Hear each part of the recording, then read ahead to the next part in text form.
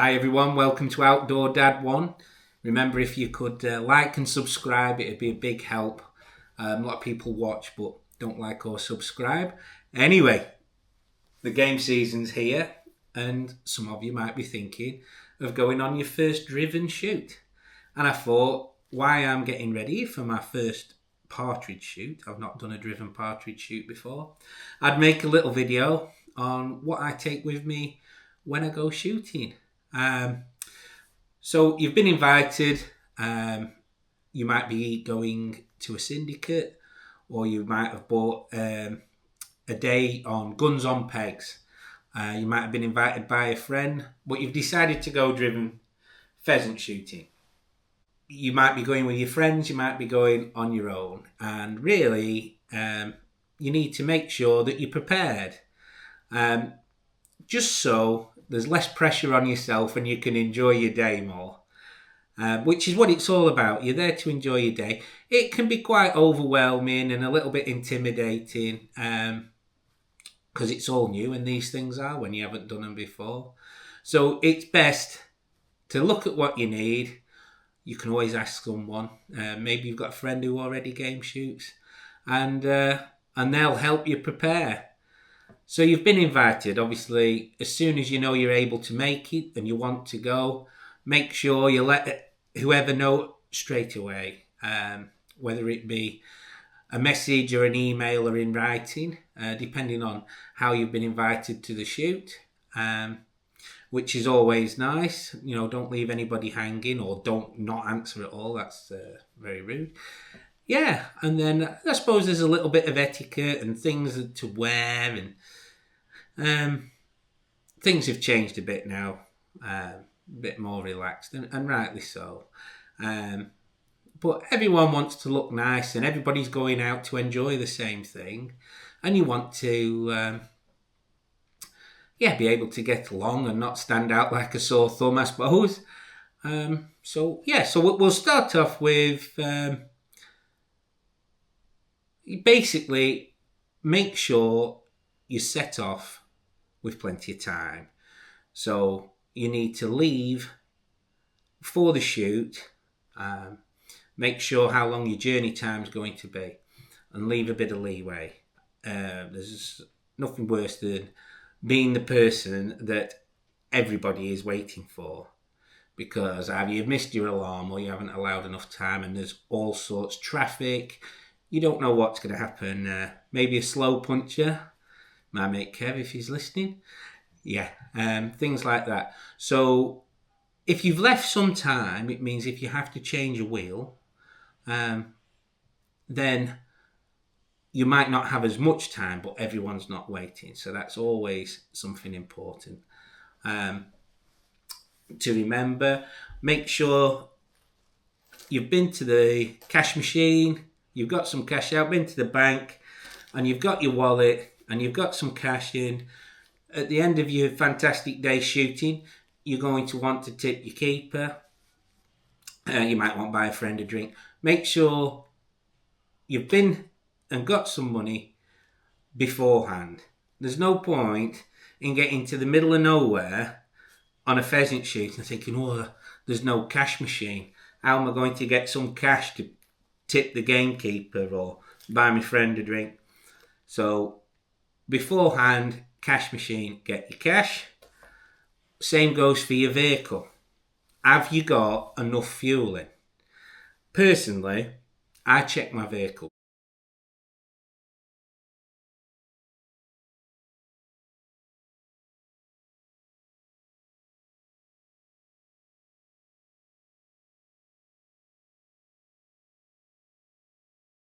Before I go on any sort of a journey, but if I've spent a lot of money on a day, which, you know, we all know you can spend quite some money, whether it be a day with a syndicate, or, you know, you can spend a terrific amount of money. So this is all sensible stuff. So get yourself to the fuel station. Make sure you've got enough fuel. Maybe you should dip your oil. Just make sure your vehicle's in, you know, fit condition for your journey. Maybe you'll end up parking in a field. You might not have an off-road vehicle, or you might just have an ordinary car. Only 12 months ago, I had my ordinary car, and I went on a shoot, and I thought we might be encountering some off-road type driving to get to some of the drives. Either ask a friend if your friend might have a four-wheel drive, and you can leave your car behind in the car park or wherever you might be parked up. On this particular walked up day, the gamekeeper was on his own. Everybody else was in their friend's four-wheel drive. I thought, well, rather than getting stuck in the mud, I'll have a quick word with the keeper, ask if he mind if I dived in with him. And he was more than happy to oblige. And I didn't have to worry about getting my little car stuck. So, always ask, always be polite. It's always less embarrassing to ask than, to have your Fiat Uno up to its axles in a bog. So always ask is the answer. So make sure your vehicle's ready to go. Make sure you've got your cash. Never go without your license. Make sure that goes with you at all times as well. So you've got your money, you've got your license. What else do you need? Well, I suppose you better take a gun.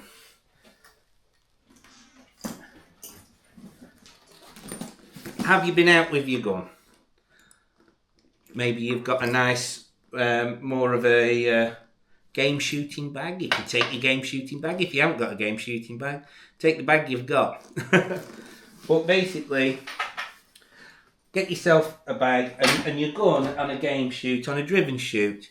You're going to need to have your gun in its bag in between drives.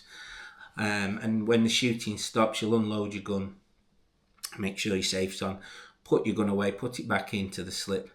And you won't be getting it out till the start of the next drive. Which is the way things is.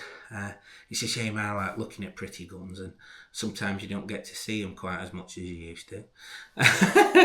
But so you've got your gun, you've got your money, you've got your license, your car's ready to go.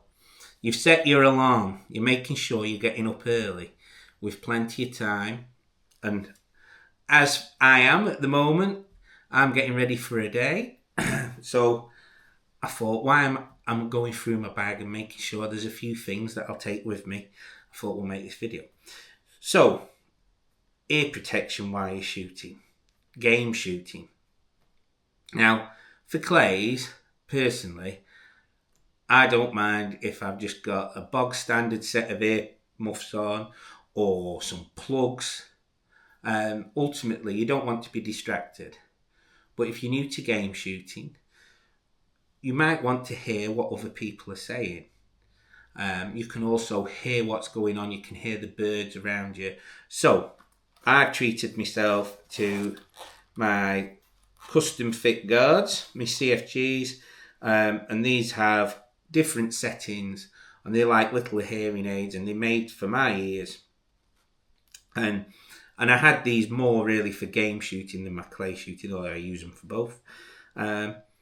And if you're doing a walked up day in particular, you can hear birds flush.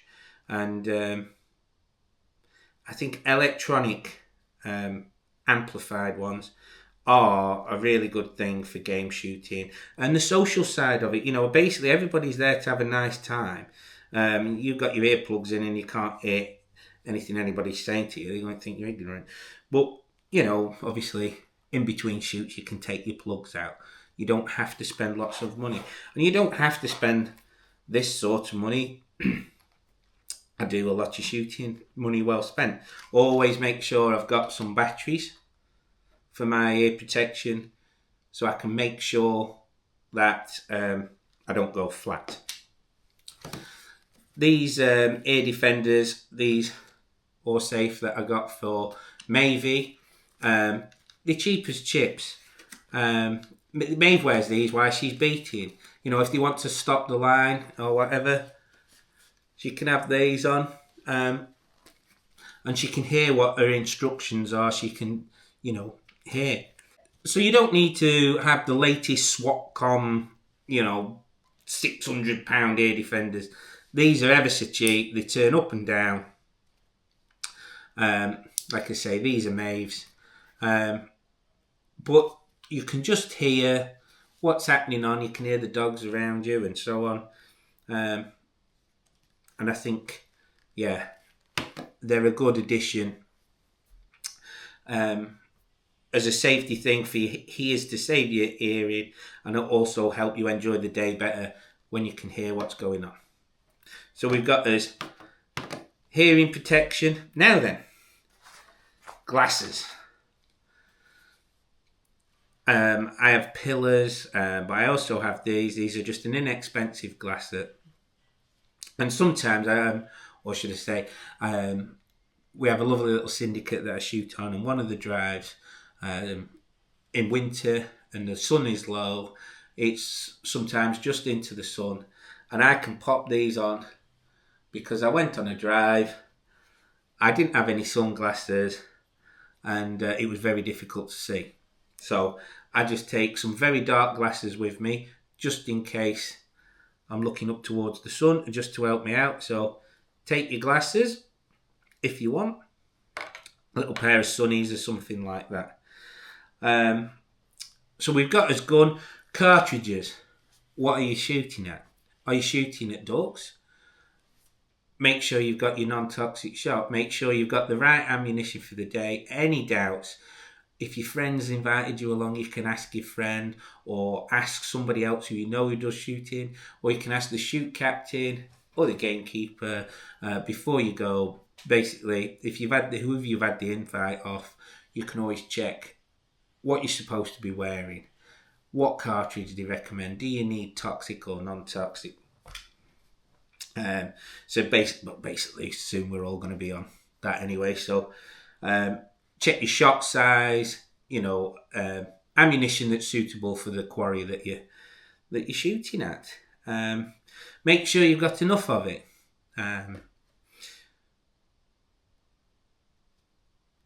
I'm going to take my 20 bore, my 410 with me. If it was the 20 bore and the 12, you've got to be very careful not to get anything muggled up. Take two guns. If you haven't got two guns, it's not the end of the world. Maybe you're double gunning. You might need two guns. Take two guns anyway. If you shoot clays and you've only ever shot clays and you're a good shot at clays, take the gun that you're used to using and you know you can hit stuff with. You're going to enjoy the day more rather than thinking, oh, I'm going on a game shoot, let me go out and buy some random side by side that you've never shot before and you don't really have a clue on what it feels like, or you're not going to enjoy your day as much. It's all about familiarity and I suppose lessons before you go on your driven day. Any shooting school, I would think they'll have instructors. Most of them will shoot game. They might have some high towers. They might have a driven stand. They can take you out on it with your gun. They'll give you some pointers. Spend some money on a lesson, and get ready for what you're going to be doing. That might be the reason that you've decided to go anyway. But that's always something. So ammunition, make sure you've got enough of it. If you don't shoot it all, you can always take it home. It'll always save till next year if you've got plenty of it. So we've got two guns. We've got a backup gun. We've got plenty of ammunition. It's got the right shot in if we're shooting ducks, or what are we shooting at? That's always a good question. Make sure you listen. So when you get in the brief at the start of the shoot and you're picking your peg, you'll have a selection of numbers and you'll pick your peg and you'll possibly move up to, depending on what's happened, you'll rotate so everybody gets a chance to shoot a different place in the line. You can always take a piece of paper and write down what your number is, just in case you forget. You don't have to keep asking everybody. I mean, heaven forbid I do that. So remember your number, remember which way you're moving up, on the next stand. And then I suppose, yeah, what other little bits do I fetch? A hand warmer. Now, in middle of December, these little things, I take these clay pigeon shooting as well. Little hand warmers, electric ones. They're not the old charcoal one where you're giving it a blow and all that jazz, warming it up. Pop one of them in your pockets, keep your trigger finger, keep your hands nice and warm. They're a little power pack. Safety side of it. I like to take my phone. You can have it on silent. If you need to get in touch with anybody for any reason, make sure you got your phone. Don't be like, doing your work emails while you're out on your shoot. But, most people carry their phones with a camera and have a bit of a picture of themselves, maybe a selfie or whatever. You just always make sure you're safe. You've got your gun broken, pointing at the floor when you're not using it and the safety catch on. I think a phone, if someone wants to get hold of you, emergency, you never know, you've got your phone in your pocket. And then, gloves. I take a pair of gloves. If I'm using an over and under and it's a warm day, I'll not need them. If it's a cold day and I'm wanting to keep my hands warm, with my hand warmers as well. Because sometimes you can be stood around on peg, everybody's getting in position, the beaters are being moved out, the picker-uppers are behind you, you're waiting for the shoot to start, you might get cold hands. If you've got a side-by-side and you're shooting a lot of birds and it's a glorious day and you're on a 200 bird day or something and the sky's dark with pheasants and you're getting through your cartridges, it's always a good thing to have some shooting gloves. I like the ones with the trigger finger exposed. So when you're buying your gloves, you've got feel. You don't want the gun going off before you're ready for it. Nice fitting. And you can always keep your finger, fold it over, keep your hands warm. Yeah, so you've got your cartridges, you've got your gun, you've got your air defenders, you've got your glasses, you've got your custom fit guards, you've got your shotgun license. A few little bits. Some of my guns, heaven forbid, when I go on a driven shoot, they have a comb razor, adjustable comb.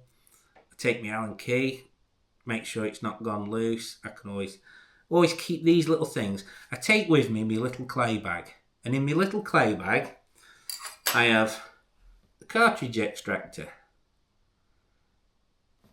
Sometimes your cartridge doesn't eject. Your day's ruined, your gun's finished with. You haven't bought a spare gun, you've got one gun, and one at barrels has got an empty cartridge stuck in it. So, I always take with me cartridge extractor. This is for a 12 gauge. And I also take my 3-piece cleaning rod. Maybe you've had a Demic cartridge. I had a few of them clay shooting recently. And you might need to knock a wad out. Heaven forbid you should slip and plug your barrels in the dirt. Or somebody else might. If you've got a rod, you can knock the muck out.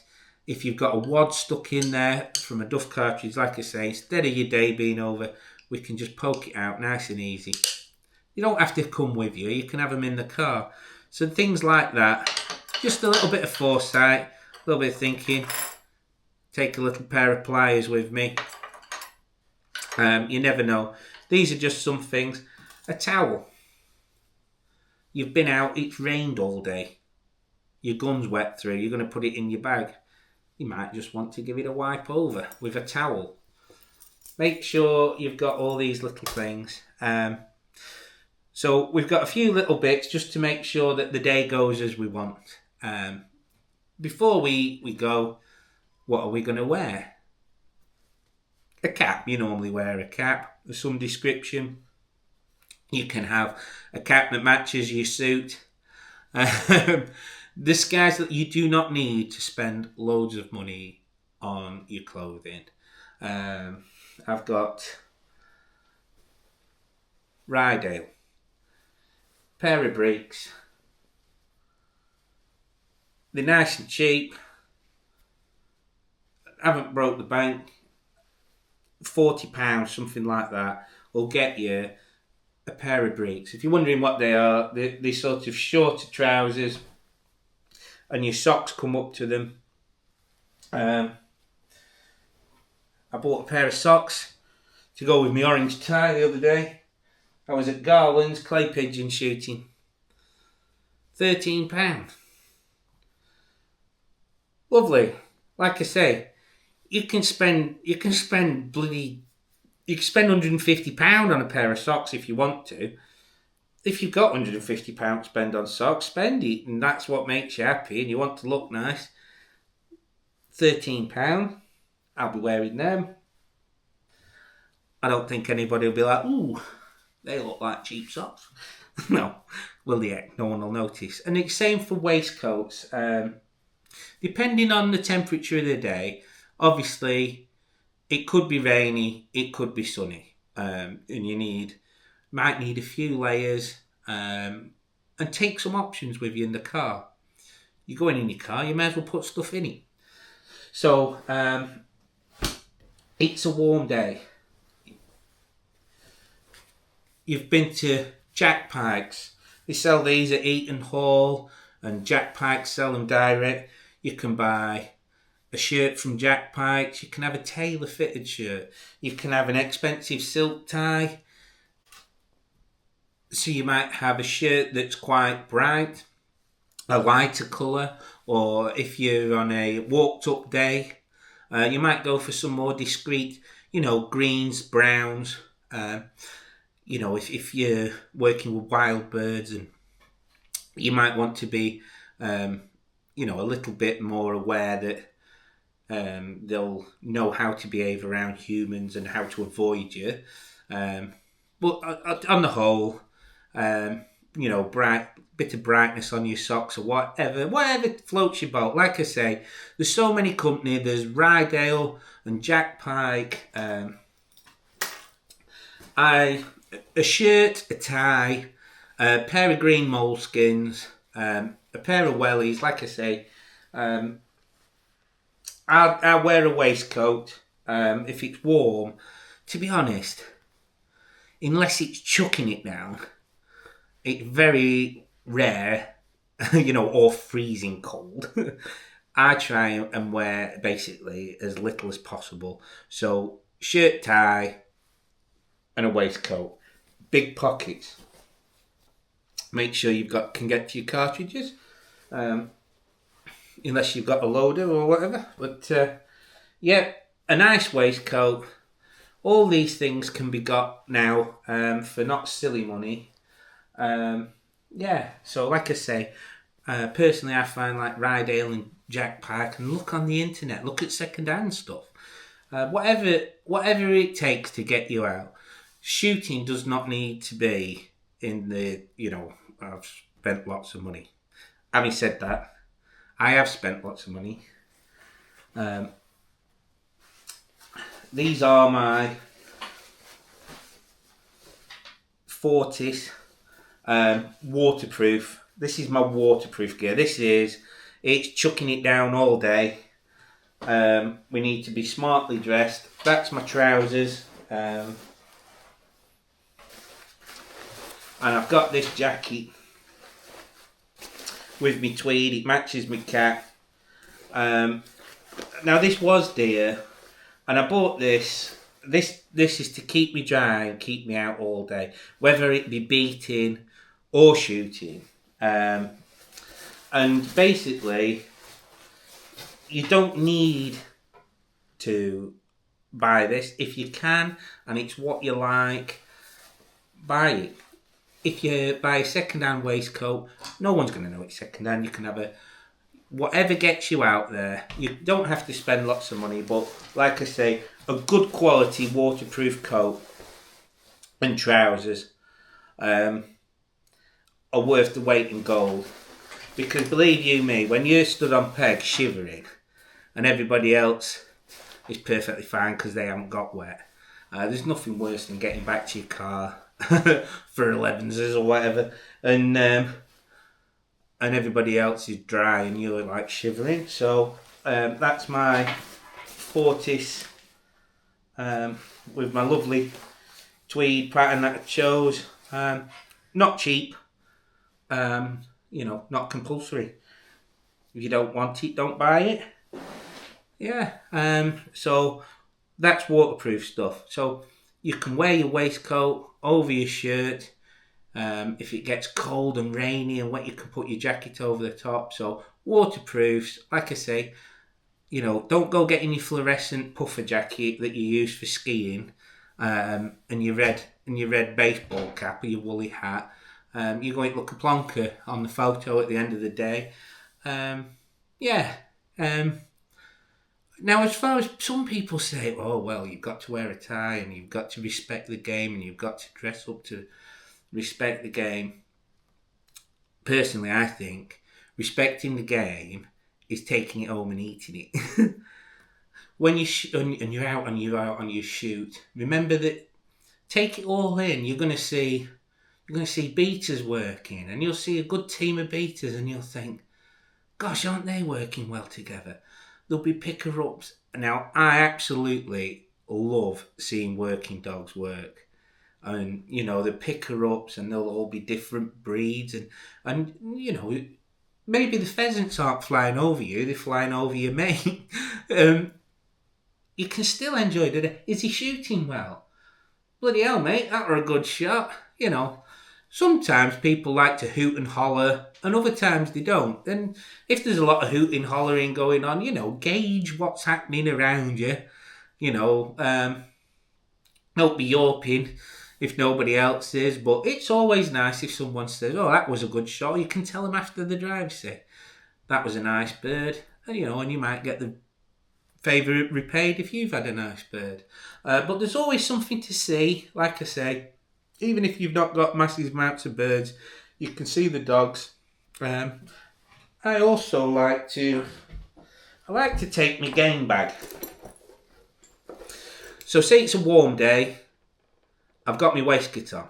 It might rain. I might put my waterproof jacket in my game bag. My game bag, it looks pleasant enough. Fitting what I'm wearing. Maybe a bird drops at my feet. I might drop it in my game bag and give it a picker-upper.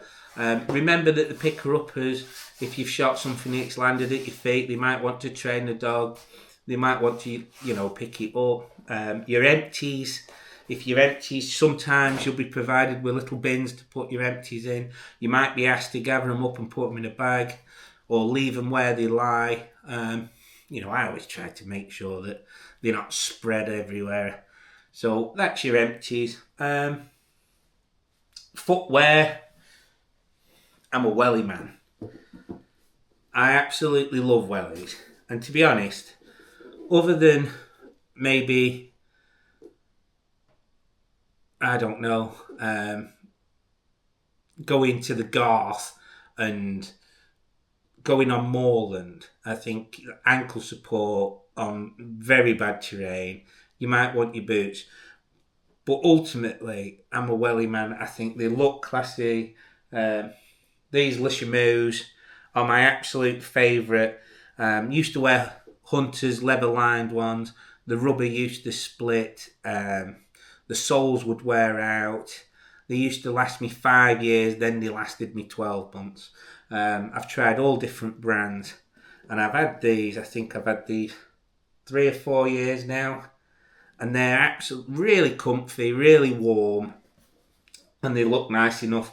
You can get the ones with the slits in the side, helps you get your socks and your gaiters on. But I'm a welly man. Always have been. I love my wellies. Now, I have got some boots. Same again on the boots. Shop around. You don't need to spend all the money in the world. Have you taken care of your boots? It's the start of the season. Get the dubbing out. Get some polish on them. Make sure that your boots are ready to go. Are the laces stacked in them? Yeah, just checking stuff before you go out. But I tend to find that if the water comes over the boots, sometimes you're crossing a stream or whatever, or in a bog. Once they're wet, they take forever to dry out, boots.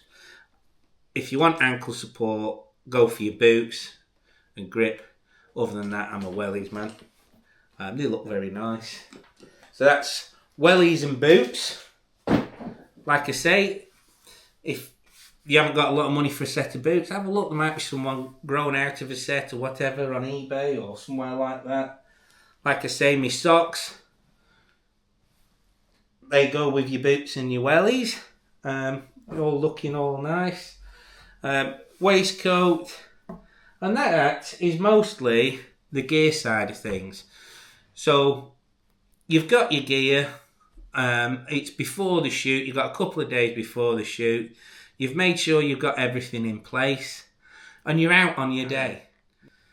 You've given your peg. You stood there. Safety is very important. We don't want to be shooting at anything low. Plenty of sky.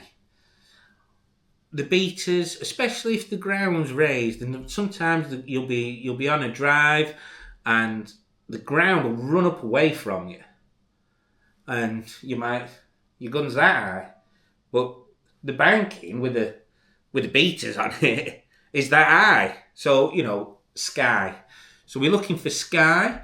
What we're trying to do is we don't want to be shooting our neighbours' birds. So be polite, be gracious, and shoot what you know is yours. Make sure you don't shoot anything low. No one likes to see a pheasant that's absolutely shot to pieces because it's too low. Same goes for not shooting stratospheric stuff that you're winging and that's out of your league. Just shoot the ones that you can. If you don't know or you're not sure, if you think they're all too low and you don't fire your gun on your first, it might be your first drive on your first day, don't matter. Put it away. It's much better not to have shot and then someone say, I think you could have shot that one.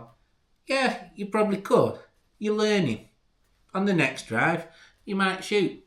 It's at the end of the day, you've got to be comfortable.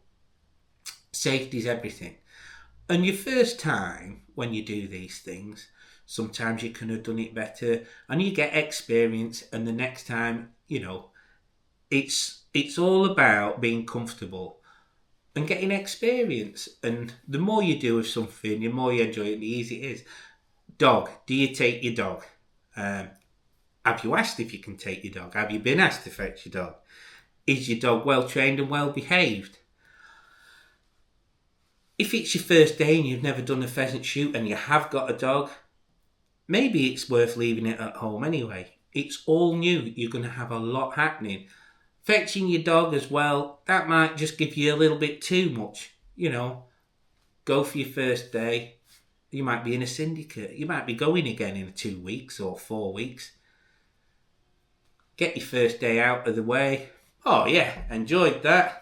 I know what I'm going. I won't do that again. I'll do this and that. I'm used to it now. I'm a lot less nervous. I'll bring my dog. Can I bring my dog? Yeah, you can bring your dog. Yeah, and it's all common sense stuff, really. And it's all about mingling and respect the game that you've shot. Me and my daughter, we love to have a look. Game birds are beautiful things. Treat them with respect. And remember, like, we're members of the public and so on, and people, when you're out and you might have all your tweeds on or you're all dressed up ready for your driven day, people are looking at you. You're like an ambassador for shooting. So do everything right, be nice, be polite. So just be aware of yourself and and remember to have fun. Remember, at the end of the day, if you're not sure how much to tip, ask another gun. I think, make sure you know what to tip, really, as soon as you can. Sometimes it's wise to ask before you even go, the person who's organising the day, how much is the day, how much is the tip. Make sure you've got that cash in your wallet ready. Yeah, and just remember to enjoy yourself, I suppose. Like I say, stay safe. Is the shoot starting? Are you live on peg? All these little things. And if you need to ask someone. That's the main thing. Don't be afraid to ask. Um, Everybody's learning all the time, and there's nothing to be ashamed of. And people, we need this to continue. We need people to start shooting and enjoy shooting and be safe, and that's what everybody wants. So are we live on Peg? Are we starting with a whistle? And obviously, when the shoot ends, don't be tempted to shoot that one last bird that's coming over here. That's the perfect bird. It's over. Put your gun away and on to the next drive or the end of the day. And then at the end of the day, make sure you say hello to everybody. You might want to thank the beaters or the picker-uppers. You might have made friends. Make sure you go and thank the keeper. And yeah, just be pleasant. Make sure you hand over your tip. Don't be rushing off. Make sure and it'll be nice, and you'll be invited back again, and you'll go home with the biggest smile on your face, and you'll have enjoyed your first driven shoot. And that's my advice. Go for it. If you never do something, you'll never know. Yeah. There's always someone who'll help you. Yeah. Give it a try and enjoy yourself. Thank you for joining Outdoor Dad 1. I hope you have a brilliant game season, and we'll see you again soon. Ta-ra.